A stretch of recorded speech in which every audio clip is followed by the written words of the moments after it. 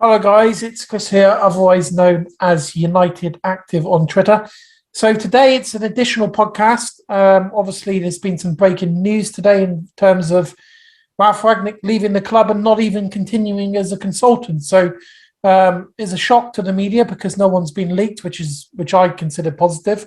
So we will talk about that, and I did explain that would happen with the club, that they start to make the decisions without briefing the media ahead of time.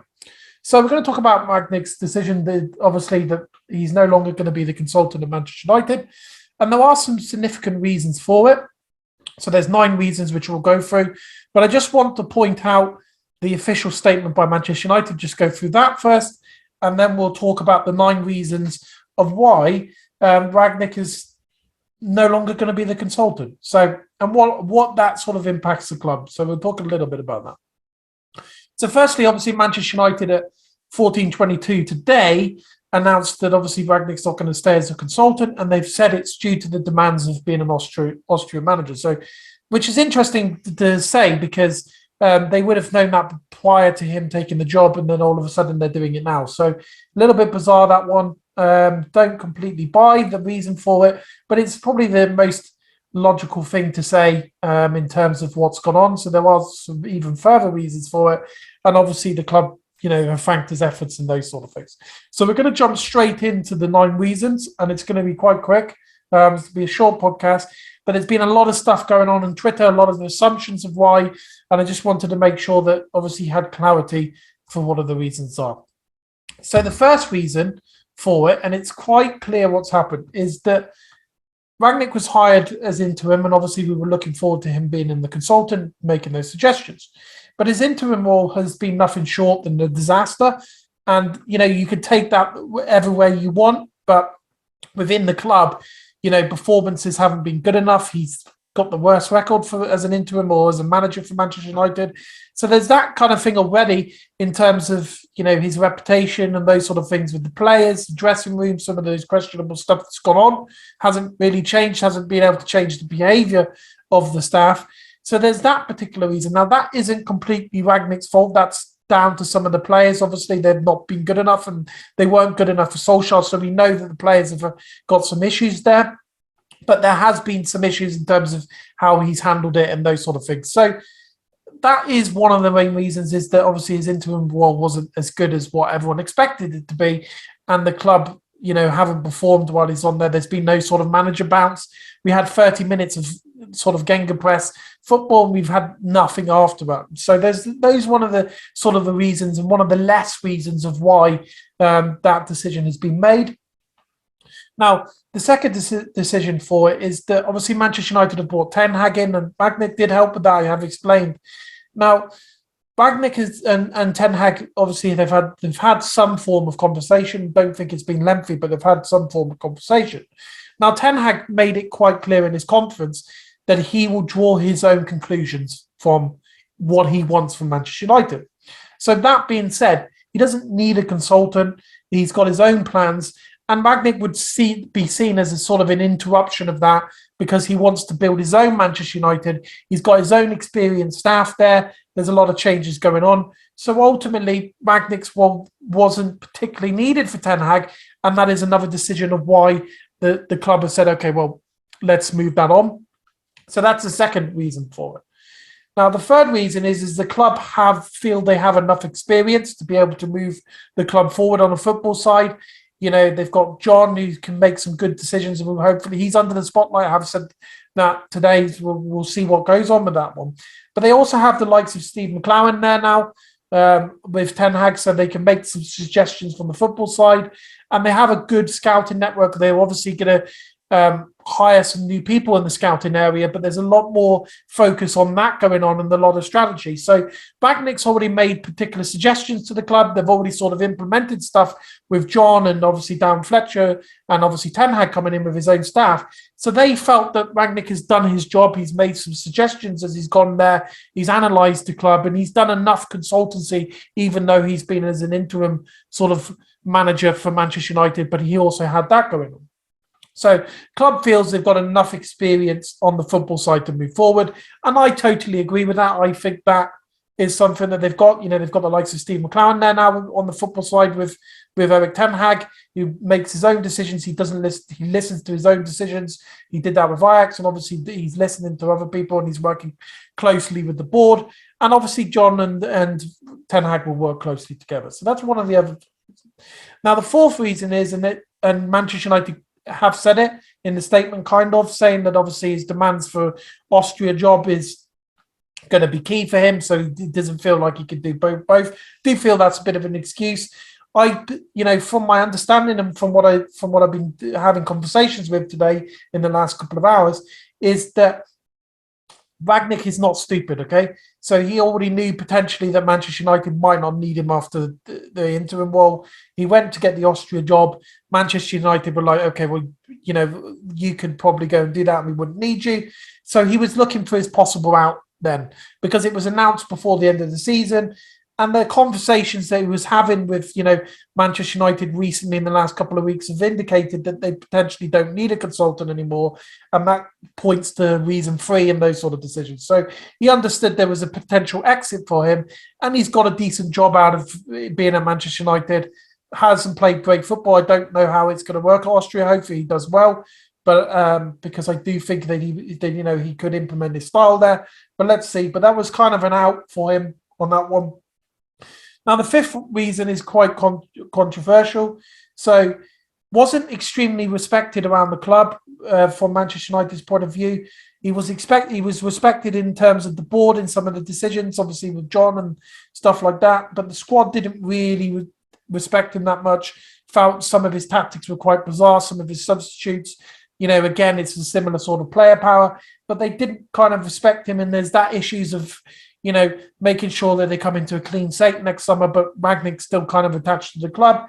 So there wasn't that deep respect in terms of what Rangnick was doing. So that is reason 5. And I'm not going to divulge into it too much. That's just the way they've said it. Reason 6 is that Ten Hag wants a clean slate for the team and no interruptions or previous staff. So we expect Mike Phelan and those other sort of people to leave, but you've seen loads of staff leaving. Loads of the coaching staff have left, and the reasons is that he wants his team to have new staff, new experienced staff, and for his team to say, okay, well, we've had a bad season, let's forget about everyone that was involved and let's move forward. And that's as simple as that. Ten Hag would like to have a clean slate with the football side, and those are particular demands that have now been met, and it's one of his demands, of course. So that is one of the other reasons, is making sure that there's a complete reset at Manchester United. Okay.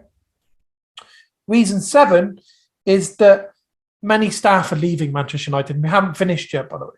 There's still more staff to leave in the next year or even in the months. So Richard Arnold, John and those sort of things, they've made some key decisions. The scouts have gone, Matt Judge is going, the communications guy is going, and those sort of leaks are not happening now, as you can see, which is great for Manchester United. And it's something that I always wanted to do to make sure they act a little bit better as a club in terms of their communications. But when they were doing a lot of their staff leaving, is that they were aligning responsibilities and looking at it in a different light. So initially they felt, okay, Rangnick was needed for consultancy role, but when they said scouts are leaving, the chief negotiator's leaving, let's have a look at how we can change the structure, which they'll still be doing over the next couple of months. And it's believed that a consultant isn't required in terms of what they want to achieve on the football side of things. So that's another reason for that one. Another reason, and number 8, is that some of the comments he made in the media, although Manchester United allowed them the element of that, felt it was a little bit too far. They wanted to handle things quietly. They understood the season wasn't very well, hasn't gone great, and they just didn't want it to be too far in the open. They wanted to handle it internally, but there's been a lot of issues, and Rangnick hasn't helped in terms of some of the interviews he said. Now, I know as fans that you've liked that, and I completely agree with you, but this is from Manchester United, is that they did not respect the way it was handled in the media. However, us guys, we were saying the same stuff, so it's something that we already know. It's just that Manchester United didn't deem it that way. Now, that is completely up to them. I don't agree with it, but that's what they've said, right? And the last one, and it's quite probably the main reason of why Rangnick has left, is that John and Ten Hag are going to have a close relationship. So Dan Fletcher. Those 3 are going to have a close relationship. And they felt that Ten Hag has got enough experience with enough of his coaching side to be able to make the right decision on recruitments, to be able to make the decisions from the youth all the way up to the top, to make sure the right decisions on the football strategy. So they're expected to have a close relationship, and a consultant coming in might say something completely different, and then it changes the sort of dynamic with those three people. So that is just to keep, they consider that Manchester United, with those types of people, with Ten Hag and John, will go into the right direction. So Rangnick was no longer needed. So those are the 9 reasons of why Rangnick is not going to be a consultant for Manchester United. Now, a lot of people are panicking. They're saying, I just want to finish off. A lot of people are panicking saying, oh, this club, they're not going to move forward. They're making the wrong decisions. Or, they hired Rangnick and now they're not using him and those sort of things. Well, firstly, get your mind out of that, because, I know there's a lot of accounts that are going to be feeding off on negativity, and that's standard for their engagement purposes. But what I want to tell you is that John made the decision at the particular time that Rangnick was the right appointment in terms of moving forward with a consultancy. Now, when you've got a business or when you're dealing with football day to day, things change quickly. Things can change quickly, all right? And the fact is that Ten Hag has come in and he's come into Manchester, and there's been discussions, and then they've realised actually we don't need the consultancy anymore. And that does happen in jobs, and that happens everywhere in any business, wherever you go. Initially, you structure something and you actually say that's not needed, or you restructure and say actually we no longer need you. And that happens in every single business, not just Manchester United. Now, when you as fans, and I question this, is you go and say, oh, but they're not moving in the right direction, or this is pointless, what a terrible club, they're doing the usual stuff. Look back in the last couple of months and see what changes have been done, okay? Firstly, they've got rid of Matt Judge. They've got rid of the communications person. With some of the leaks and some of the stuff on Twitter was pointless, them sending out. They've got rid of the scouting network. They've done all this in the last couple of months. Nobody knew that Rangnick was going to not be a consultant. No one was briefed. None of the papers were briefed. Nobody got the news. Manchester United are moving in the right direction. They're handling stuff and then sending out the official statement afterwards, because they're not causing that noise anymore. And that is the first big decision they've said, is they said, okay, Rangnick's no longer needed. Rangnick mutually said the same, and they just got on with it. There was nothing agreed on that one, right? So when you say that, I question you, because I'll be honest with you, I think it's a load of nonsense from fans where they continually say they're not moving in the right direction. I don't know what you expect. From my point of view, I don't know what you're expecting to change, because you're still going to have Glazers as owners for now, until, because owners only last so long. So you're getting the changes on the football side. You've got the right manager that you wanted in. You've not got Pochettino, and you're getting linked to the particular right players, and the recruitment strategy is going to be different. And the club want to actively sell players that they don't think it's no longer good enough. Those are big changes at the club. So take it with a pinch of salt, some of the people that are coming out with negative news. Just take your own conclusions on it and actually look back and reflect over the last couple of months what's been changed at Manchester United. Because if you look back and say, actually, there's been a lot of good changes, then great. But things take time. Manchester United have been, and I say this nicely, extremely poor in decisions for the last 7 years, because it's no longer got someone like Ferguson who, it was a miracle worker in performances, so it covered it up. All right. They've been extremely poor. Woodward was bad. Arnold has made some decisions. He's got rid of some of the staff. It takes a while to suddenly reset everything over 7 years. You're not expecting overnight. So just ask for a little bit of patience and let's see what happens over the summer, because it's expected to have a good transfer window. And the podcast for the transfer window won't be coming out until next week, because, I'm busy just compiling everything and verifying that. And that is what I just wanted to say at the end of this. Rangnick is gone. He's moved on. That's it. Manchester United have got the right manager. They're moving in the right directions. Ten Hag has got certain demands that they have to meet. Ten Hag wouldn't have accepted it if he wasn't going to get the success that he wanted, because he's taken that particular job. So that's where we are with it. I just wanted to give you a brief clarification of some of the reasons of why Ten Hag is there, and obviously Rangnick is no longer going to be consultant. and those sort of things. And I wanted to just give that sort of clarification to you today on that one, and there will be some further news around it coming out, I'm sure, in the next couple of weeks from some particular mouthpieces from Manchester United and those sort of things. So I appreciate you guys today. I hope you had a good weekend, and hopefully we have some great success in the summer window. And obviously the transfer window podcast is coming out this week.